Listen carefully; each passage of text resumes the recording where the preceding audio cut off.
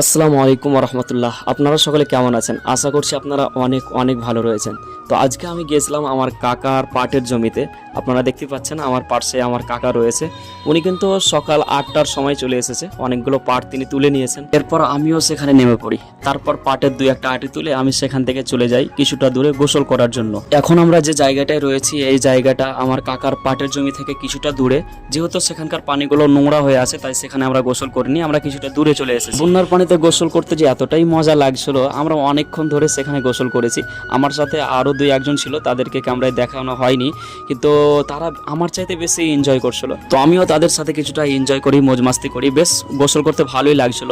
অনেকক্ষণ যাবত আমরা গোসল করি সেখানে। প্রথমে তো আমি গোসল করার জন্য যেতেই চাইছিলাম না, কিন্তু সেখানে যাওয়ার পর একেবারে ধারণা চেঞ্জ হয়ে যায়। মানে এতটাই ভালো লাগছিল যে সেখান থেকে আসার ইচ্ছেই করছিল, মনে হচ্ছিল আরো কিছুক্ষণ সেখানে থাকি।